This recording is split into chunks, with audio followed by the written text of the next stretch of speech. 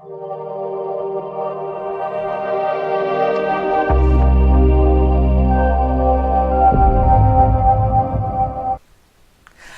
it's me again, Dr. Anthony VT, your expert behavioral analyst, licensed global coach, and your directional strategist, maximizing your full potential. Now, as you can see, today we are dealing with the word hone. Now, what does the word hone mean? It means to hone in. No, it means more than that. It actually means a refined process to perfect an area. A refined process to perfect an area of expertise. That's right. So what you and I will do is focus on one area diligently, specifically, because we want to become the best at it. The context of today's session is obviously in the form of product. We're talking about your product that you have out in the market, because you've now established your product. Your product is either on the shelf, or it's either on social media, or you are even the product. But this one acronym, the word hone, is what's going to take you to the next level. Because as you and I hone in, as we hone in on a skill and we perfect the skill, we really go to the next level. You may have been here, but you go there. You know, one of the great teachers of today's time, Dr. John C. Maxwell, speaks about the law of the lid. And he actually says that if you are a 5 out of 10, you will draw 4s and 3s as you lead them. But as you improve your skill, as you hone that skill, you become a 9 out of 10, you'll draw 8s and 7s. So I want you to literally hone that skill. One of the greatest golfers of all time, Gary Player from South Africa, he actually said when it comes to playing a shot out of the sand trap, he said, the more I practice, the luckier I get.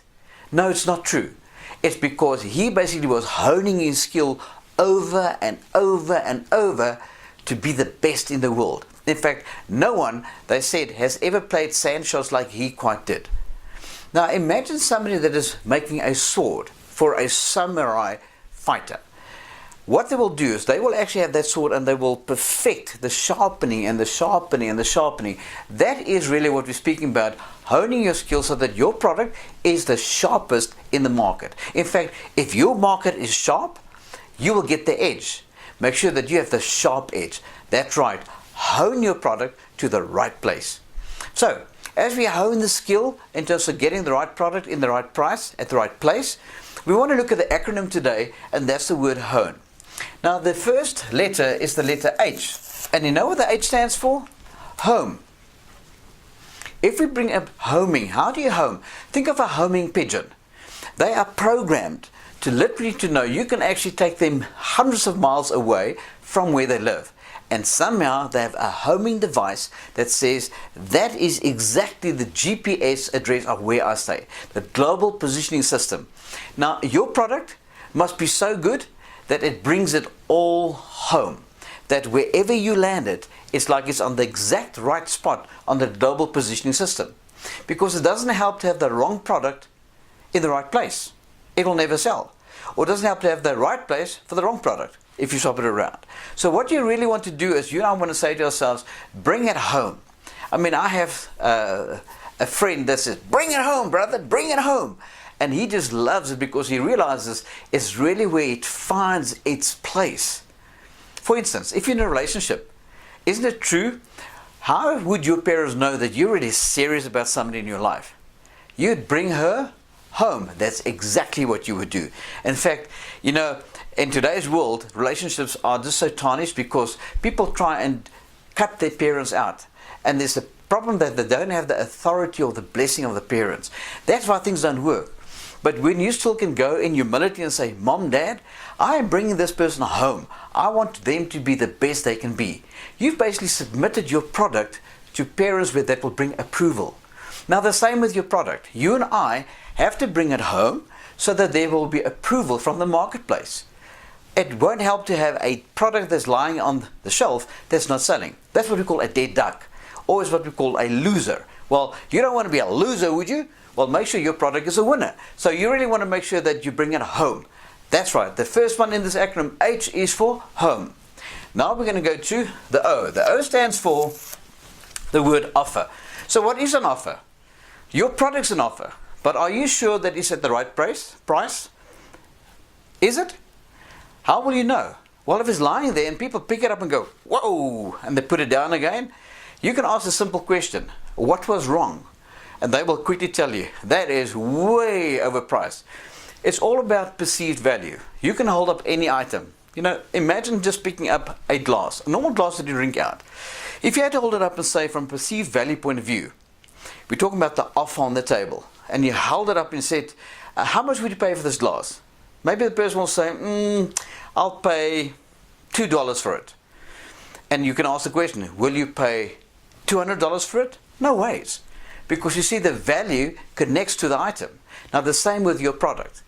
Now, there's obviously products in different places. There can be a product in a retail store.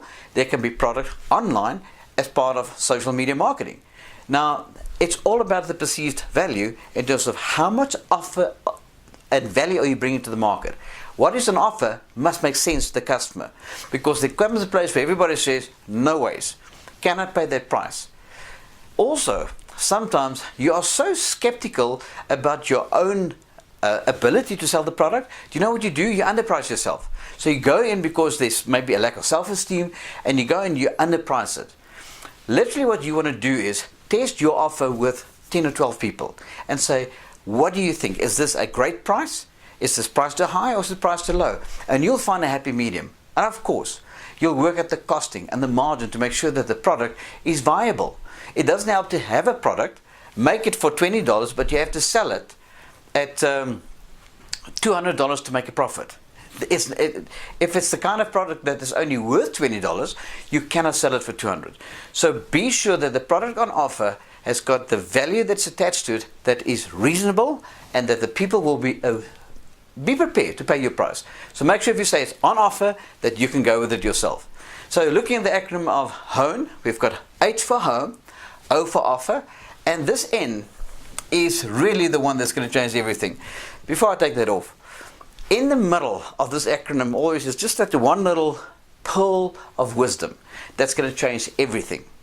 If you can get this one right, your product, wherever it is, may it be on a shelf, may it be on a website, it has this one thing that it will need, and it is, what is your niche?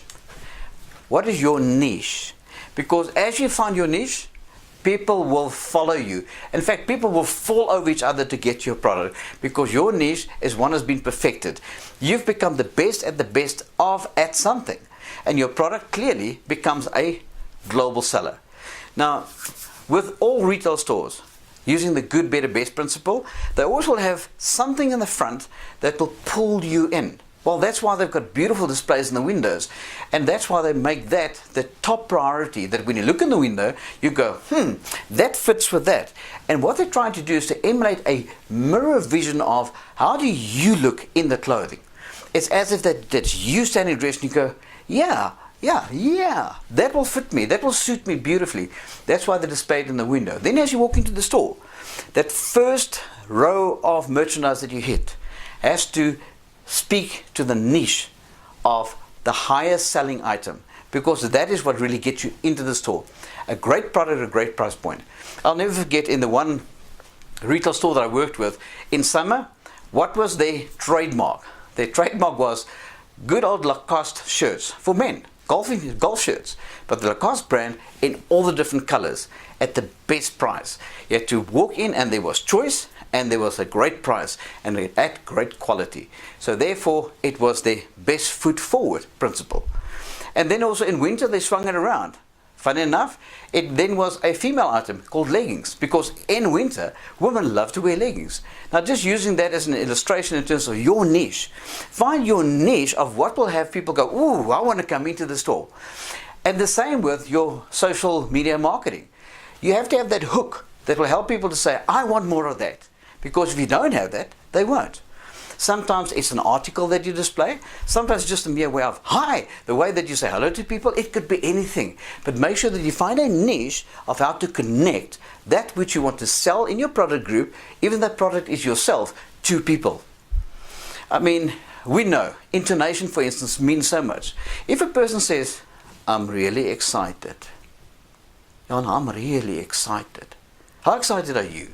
Of course you're not excited. You see, because people can pick it up. They can smell it a mile away. So your niche can even be the intonation of your voice. It can be the way that you do things. But when it comes to your product, you often are the product that people are looking for. Make sure that you display it correctly. Find your niche. Don't make a mistake with it. Lastly, when we look at you are basically in the right place, you've brought it home, the offer is reasonable and has value for money, you have your niche, that which is very, very, very specific. Then we come to the last one, and this literally will be what I call the result, the effect in the word hone. What effect will you have because your product is the right product? You spend days deliberating. Remember when you started off with your process, you had your think tank where you spend hours. Yes, no. It's like an architect. An architect has got an idea and they'll start drawing and go, no, that room is too small, and they'll expand the room. They'll look at practicality, and the same with your product. There is a sense of practicality in terms of how you can use your product. There's a place for everything at the right price. And therefore you'll find that in the retail industry, it doesn't matter if you started the season with high-priced items, because there's a turn of a season and people want new merchandise, they want a new look, so they'll sell it. But as you come to the end of the season, there's always end of range. That's right, because certain products will just simply not sell out because they were not wanted items. But they're still good products.